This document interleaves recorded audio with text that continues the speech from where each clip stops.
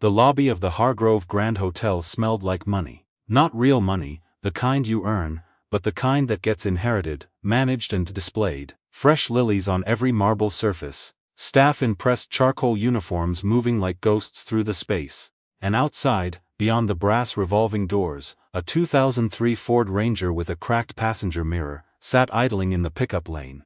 That truck did not belong there. Anyone could see that. At least, that was what Renata Klaus thought. At 51, Renata Klaus was the kind of hotel general manager who had turned precision into personality. Her reputation in the hospitality industry was built on three things: occupancy rates, guest satisfaction scores, and what she privately called environmental consistency. Every detail of the Hargrove Grand was curated. The flower arrangements were approved weekly. The background music was commissioned from a local composer. The lighting in the main corridor had been adjusted 14 times before she signed off on it. An old Ford pickup with rust creeping up the wheel wells and a child's dinosaur sticker on the rear bumper was not part of the environment she had built. She spotted it from the second-floor mezzanine. The truck had been sitting in the hotel's private guest drop-off for nearly 8 minutes. No valet ticket, no reservation flag in the system. A man climbed out, mid-40s, wearing a gray canvas jacket that had been washed one too many times, jeans, work boots. He reached back into the cab for a notebook and a rolled-up set of paper plans, tucked them under his arm, and walked toward the entrance like he had every right in the world to be there. Renata moved to the house phone near the concierge desk and called down to the valet supervisor. "There's a personal vehicle in lane 2, she said. "No reservation, have it moved." She didn't wait for a response. She had a 12 o'clock meeting with the Hargrove Property Investment Board. The quarterly review that would determine whether 2 of her 3 pending capital projects received approval. She had 31 slides, 4 years of performance data, and a proposal for a sustainability renovation that she had personally spent 6 weeks refining. She had no bandwidth for unregistered pickup trucks. What Renata Klaus did not know was that the man who climbed out of that truck was the reason her sustainability proposal had any chance of surviving the afternoon. His name was Patrick Shea. He was 44 years old. He was a structural and systems engineer who had spent the last 18 months quietly being hired by 3 of the largest hospitality renovation firms on the East Coast. None of whom knew about the others, because Patrick was the kind of professional who didn't advertise.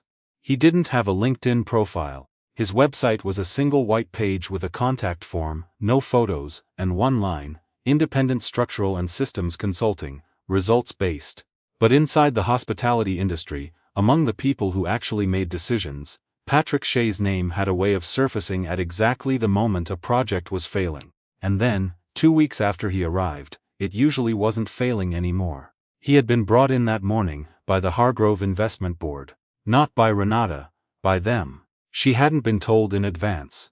That was not unusual in corporate governance structures, but it was the kind of omission that had consequences. Patrick walked through the revolving doors and stopped at the concierge desk. "Patrick Shea," he said. "I have a 12 o'clock with the Hargrove board." The concierge made a brief call, nodded, and handed him a visitor badge. Patrick clipped it to his jacket, tucked his notebook under his arm, and moved toward the elevator bank. Outside, in lane 2, a valet supervisor radioed for a tow assist.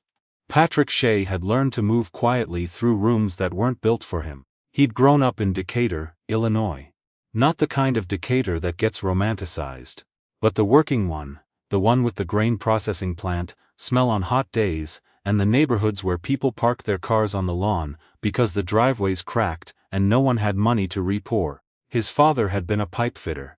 His mother had worked the billing desk at a regional medical supplier for 22 years. He'd gotten a scholarship to study engineering at the University of Illinois. He'd been the first person in his family to leave Illinois for work. He'd been the first to own a home, the second to get divorced. His father had too, eventually. But Patrick's marriage hadn't ended in divorce. It had ended on a Tuesday morning in October, 3 years ago, when his wife, Carla, had been driving their daughter Maisie to school, and a driver running a red light on Riverside Avenue had hit the passenger side of their car. Carla had died at the scene. Maisie, age 7, had been airlifted with a broken collarbone, a concussion, and cuts from the window glass. She had spent 4 days in the hospital. She had asked for her mother on every one of them. Maisie was 10 now. She was in 4th grade. She liked science documentaries and hated math, and had recently decided she wanted to be a marine biologist, which Patrick thought was spectacular, given that they lived in Pennsylvania and she had seen the ocean exactly twice.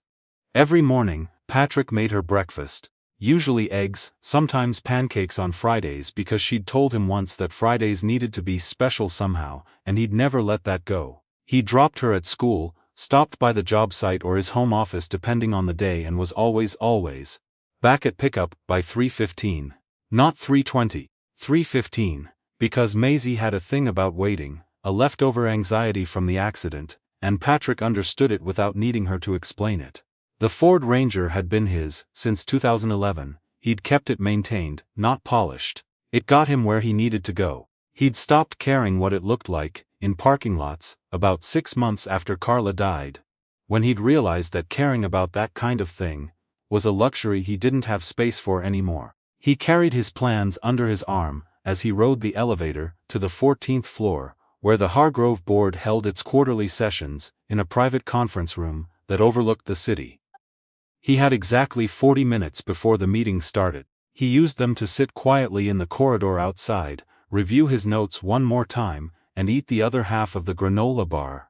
He'd started in the truck. Renata walked into the 14th floor boardroom at 11:58, and immediately registered that something was different. There were 11 people around the table instead of the usual 8, 2 she didn't recognize, and at the far end, in a seat that was typically left for overflow guests, sat the man from the truck, canvas jacket, notebook. Plans rolled on the table beside him. She stopped. The board chairman, Gerald Ashby, stood to greet her. "Renata, good timing. Before we go into the quarterly review, I want to introduce a consultant the board commissioned 3 weeks ago. Patrick Shea. He's been doing a preliminary assessment of the sustainability project. We wanted his read before today." Renata looked at Patrick. Patrick looked at her. She didn't recognize him yet. But he recognized the expression. The slight recalibration that happens when someone realizes a situation has more layers than they were briefed on. He'd seen it in boardrooms before. He'd seen it in far more stressful versions. He nodded once and said nothing. "I wasn't informed about an outside assessment," Renata said, keeping her voice level. "It was preliminary," Gerald said, "purely due diligence, nothing binding." The meeting began. Renata presented first. She was good at this, composed, authoritative, her data sharp and her projections well sourced. She had 31 slides, and she used 28 of them, editing in real time, based on the room's energy, which was a skills people didn't notice she had. Then Gerald turned to Patrick. "Patrick, your thoughts?" Patrick opened his notebook. He didn't use slides. He used the notebook and a single sheet of printed schematics that he unrolled and set flat on the table. What happened over the next 40 minutes was the kind of thing that gets retold in rooms like that for years afterward. He didn't contradict Renata's data. He didn't dismiss her projections. What he did was locate, with quiet and almost uncomfortable precision, 3 structural issues in the proposed renovation plan that would have collapsed 2 of the capital projects within 18 months of implementation. Not because the plan was poorly conceived. It wasn't.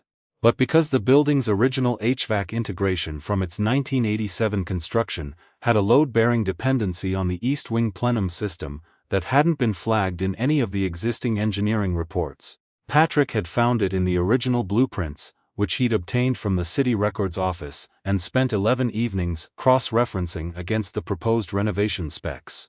He also had a solution, not a partial one, a complete one. Phased over 22 months, structured to preserve all 3 capital projects, reduce the renovation cost by an estimated 14%, and, crucially, make the sustainability certification not just achievable, but likely to qualify for a federal incentive tier that Renata's original proposal hadn't factored in because it had only been introduced in the updated code cycle 4 months earlier.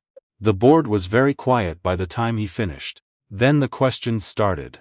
11 people's worth of questions, technical and financial and logistical, and Patrick answered every one of them, without checking his phone, without hedging, without the kind of practiced corporate uncertainty that fills spaces without adding information. Renata had stopped taking notes somewhere around the 20-minute mark, and had simply started listening. Not because she was defeated. Because what she was hearing was genuinely better than what she'd built. And she was the kind of person who, when pressed, could recognize that. One of the board members, the one who handled capital allocation, a man named Stewart, who Renata privately found exhausting, leaned forward and said, "What would it take to retain you through implementation?"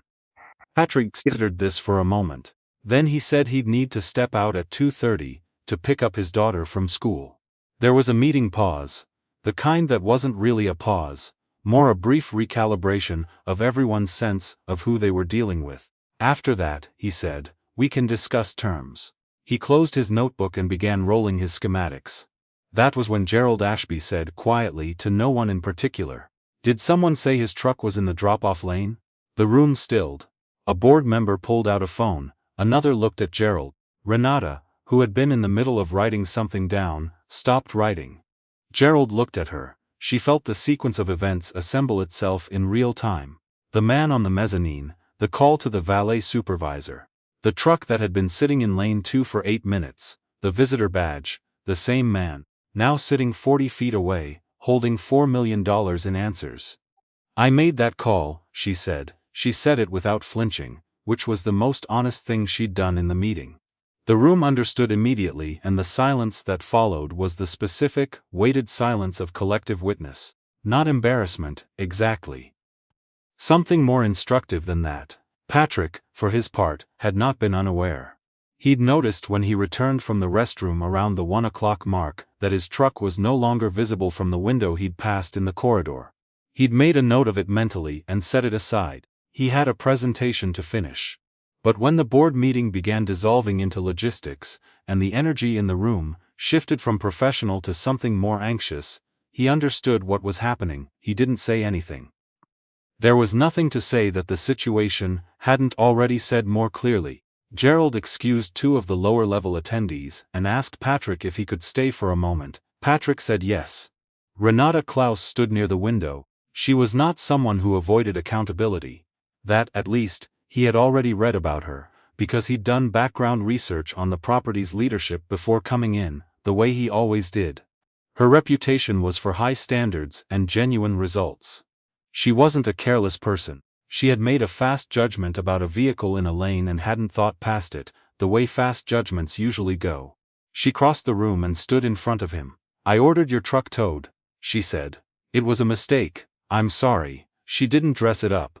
She didn't attach a business rationale or a process explanation. It was the kind of apology that cost something, and it landed that way. Patrick looked at her for a moment. "How long has it been gone?" he asked. "About 2 hours." Gerald said from across the room, his phone already at his ear. Patrick looked at his watch. He had 80 minutes before Maisie's pickup. "Get it back by 2, he said, "and we're fine." The truck was retrieved from the impound contractor within 40 minutes. The board had 3 people working on it simultaneously. It came back washed. The impound company, apparently embarrassed, had cleaned it. The fuel was topped off.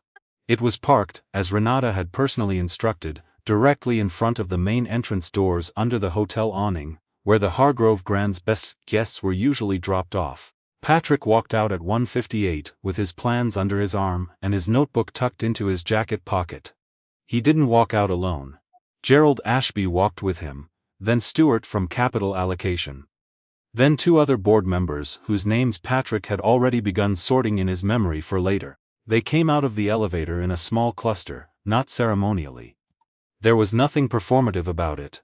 Just the natural result of a conversation that had continued on the walk down. The lobby staff registered it. The concierge, who had handed Patrick his visitor badge 2 hours earlier, watched him walk out, flanked by the investment board, and tried to reconcile it with the man who had arrived in the pickup with the rolled-up plans and the dinosaur sticker. Renata Klaus stood near the brass revolving doors.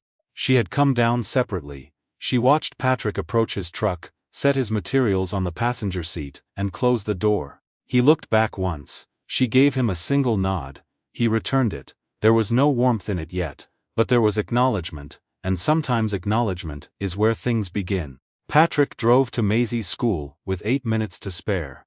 He parked along the curb in the pickup line, the old Ranger idling the way it always did. A low, familiar rumble that he'd stopped hearing years ago, the way you stop hearing the sound of your own refrigerator. He sat and watched the front doors. At 3:15 exactly, the doors opened, and the fourth graders came out in a loose bouncing wave. He spotted Maisie in her yellow jacket. She'd picked it herself, said it made her look like a sunflower, which was true, before she spotted him. When she did, she lifted one hand in a wave that was greeting and more confirmation. "You're here. Good." She climbed into the passenger seat and dropped her backpack between her feet. "How was it?" she asked. "Good," he said. She looked at him sideways. She'd gotten good at reading him. How good? He thought about the boardroom. The 11 people, the questions. The moment Gerald had looked up from the schematics and said, quietly, that what Patrick had built was the most comprehensive preliminary analysis he'd seen presented in that room in 9 years. "Good enough," Patrick said. She seemed satisfied with that. She pulled her earbuds out of her pocket and put one in and started telling him about something that had happened at lunch, involving a misidentified bird and a substitute teacher.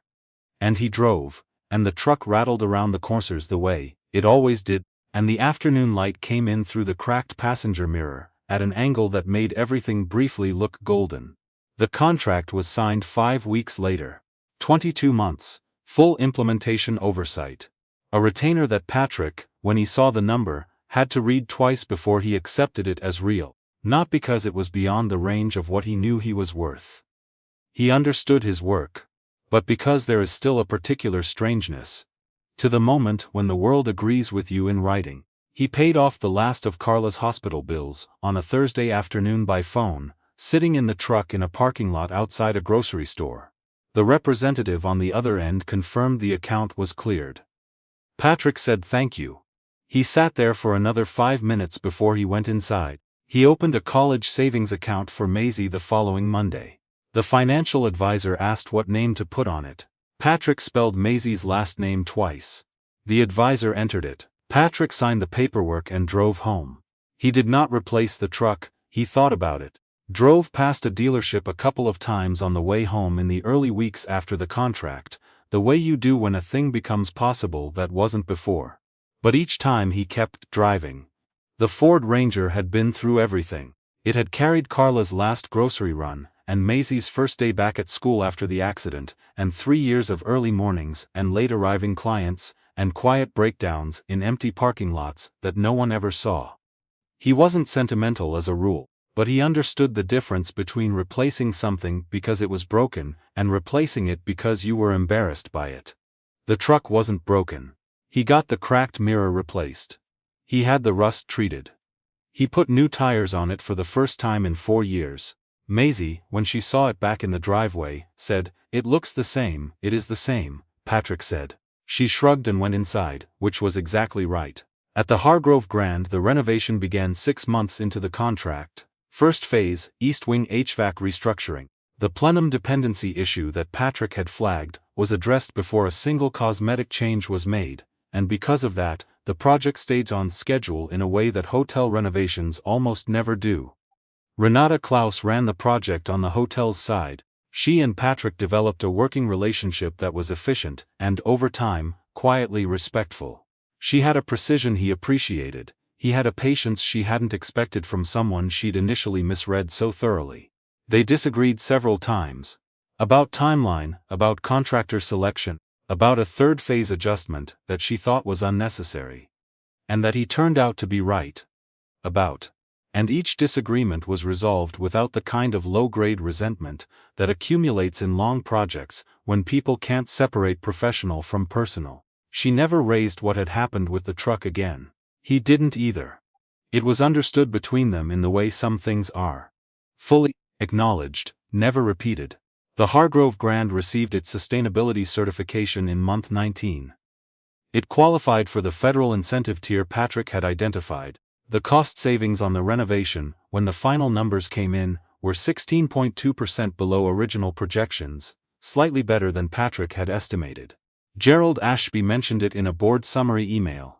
He mentioned Patrick's name 3 times in 4 paragraphs.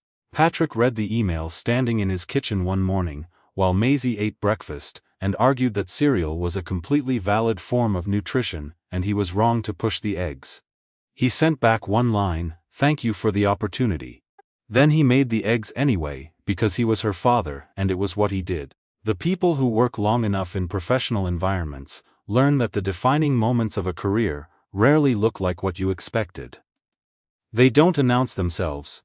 They arrive in the form of a rolled-up schematic and a cracked passenger mirror, and a 12 o'clock meeting that almost didn't happen. What Renata Klaus learned in that boardroom, and what she has spoken about since, in the frank way she speaks about most things, is not that she made a mistake. People in positions of authority make fast judgment calls constantly, and many of them are right. The problem isn't the speed, the problem is the assumption underneath the speed. That a man with a worn jacket and an old truck had nothing to offer a room full of investment capital. That assumption cost her 2 hours and one genuine apology. It could have cost far more. What Patrick Shea knows, and has always known, is that rooms like that 14th floor boardroom are not built to recognize him on sight. He has made his peace with that. Not the kind of peace that comes from defeat, but the kind that comes from having decided, somewhere around the 3rd year of doing this work, that the recognition would come through the work itself or not at all, and he was fine with either outcome. It came through the work, it usually does. If you've ever been the person in the room who wasn't supposed to be there, the one who got waved past or turned away or quietly dismissed before anyone asked what you actually knew, leave the words quiet smirten in the movements below. Because that's what it takes. Not loudness, not performance. Just the work, done well, brought to the table without apology. That truck still sits in Patrick Shea's driveway every morning. A little more rust has crept up the front quarter panel since last spring. Maisie has added 2 more stickers to the back window, a narwhal and a periodic table element she refuses to explain. The cracked mirror is fixed now, finally. When Patrick pulls out of the driveway at 7:40 each morning, the reflection catches the house, the maple tree, the ordinary texture of the life he has built, and is still building, and then the truck moves forward, and the day begins, and the work continues, and that is enough.